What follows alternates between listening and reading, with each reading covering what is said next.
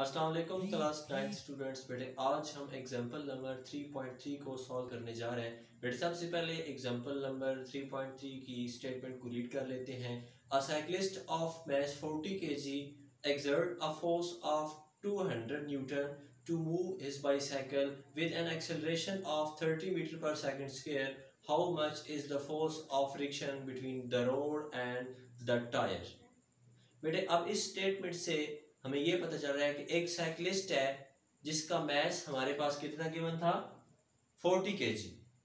उसने 200 न्यूटन की force exert की और उस साइकिल को मूव करवाने में एक्सेलरेशन प्रोड्यूस हुआ 3 मीटर पर सेकंड स्क्वायर का। अब यहाँ पर हमने फाइंड क्या करना है, फोर्स ऑफ फ्रिक्शन फाइंड करनी है।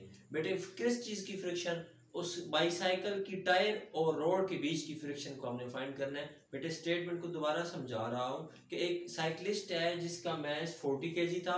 उसने साइकिल को मूव करवाने के लिए 200 न्यूटन की फोर्स अप्लाई की, इसलिए अप्लाइड फोर्स लिख दी है।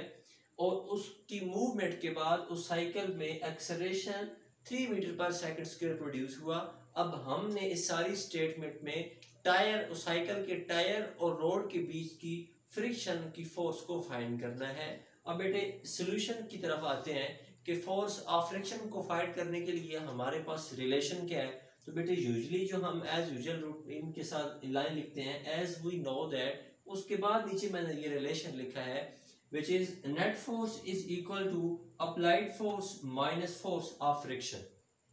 बेटे ये रिलेशन में हमने फोर्स ऑफ फ्रिक्शन को फाइंड करना है। तो इट्स मीन कि इस रिलेशन में एक चीज को फाइंड करना है तो इन दोनों चीजों की वैल्यू हमें पता होनी चाहिए, गिवन होनी चाहिए। इनमें से एक अप्लाइड फोर्स की वैल्यू तो हमें गिवन है, लेकिन नेट फोर्स की वैल्यू गिवन डाटा में नहीं।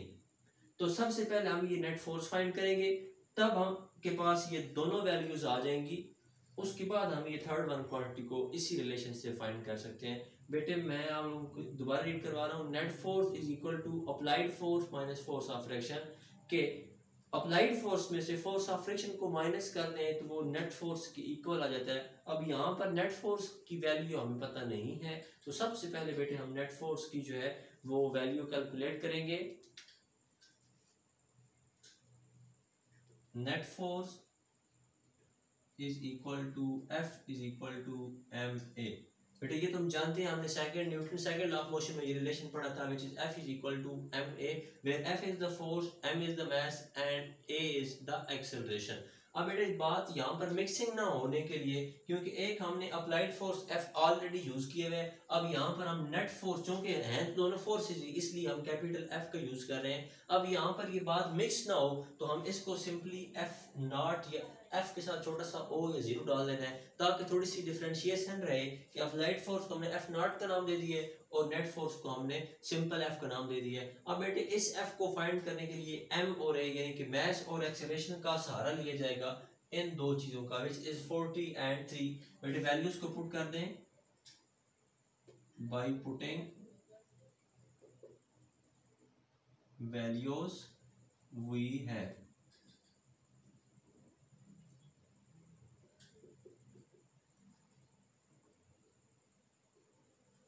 जी बेटे मैस हमें 40 kg गिवन था, एक्सेलरेशन हमें 3 मीटर पर सेकंड स्क्वायर गिवन थी, ऐसी है बेटे, ये देख लें। अब इसको जब मल्टीप्लाई करवाएंगे तो हमारे पास आंसर आ जाएगा 120 न्यूटन। ये बेटे हमने नेट फोर्स जो है वो कैलकुलेट कर लिया है जो हमें रिक्वायर्ड थी। बेटे एक्चुअली हमने इस रिलेशन में स्टेटमेंट में फोर्स ऑफ फ्रिक्शन को फाइंड करना है। अब ये फाइंड करने के लिए हमें दो चीजों की वैल्यू का पता होना जरूरी था। इनमें से एक चीज यानी कि अप्लाइड फोर्स गिवन थी लेकिन नेट फोर्स गिवन नहीं थी। पहले वो फाइंड करने के लिए F is equal to ma वाला रिलेशन यूज किया। अब उसको फाइंड करने के बाद हम फर्दर प्रोसीड करते हैं अपने एक्चुअल रिलेशन में। अब हम यहाँ पर लाइन लिखेंगे by putting all given values in the equation number 1। मैंने इसको इक्वेशन नंबर 1 का नाम दिया है। बेटा मैं सिंपल लिख रहा हूँ, इक्वेशन 1 बिकम्स, आप लिखना है कि ऑल वैल्यूज जो हमारे पास हैं by putting given all values in the equation 1 we have। अब बेटा देखिए net force is equal to 120। बेटे मैं डायरेक्ट वैल्यूज को सब्स्टिट्यूट कर रहा हूँ। नेट फोर्स की वैल्यू 120 ये हमने अभी फाइंड किया है, इज इक्वल टू, ये भी डाला हुआ है। अप्लाइड फोर्स हमारे पास कितनी है जी, यहाँ देखें 200 न्यूटन, वो भी लिख दी,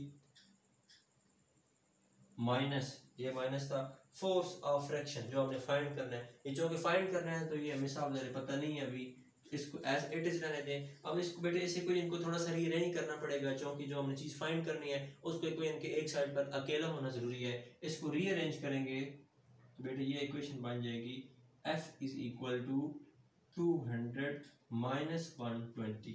बेटे रीअरेंज कैसे किया है, ये F यहाँ पर माइनस में था, कोई इनके इस साइड पर लाए हैं तो वो पॉजिटिव बन गए। अब बेटे 200 एज इट इज था, इस 120 को इनके उस साइड पर लेके गए तो ये माइनस में हो गया।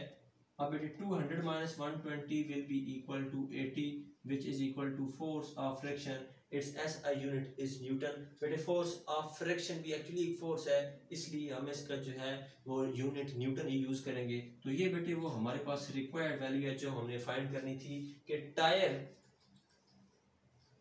और रोड के बीच में जो फ्रिक्शन थी वो फाइंड करनी थी। Force of friction F is equal to question mark, ये हमें फाइंड करनी थी विच इज गिवन एज, यही हमें रिक्वायर्ड था, ये हमने फाइंड कर लिया। तो बेटे अगले लेक्चर में हम नेक्स्ट आर्टिकल को डिस्कस करेंगे, तब के लिए अपना ख्याल रखना है। अल्लाह हाफिज़।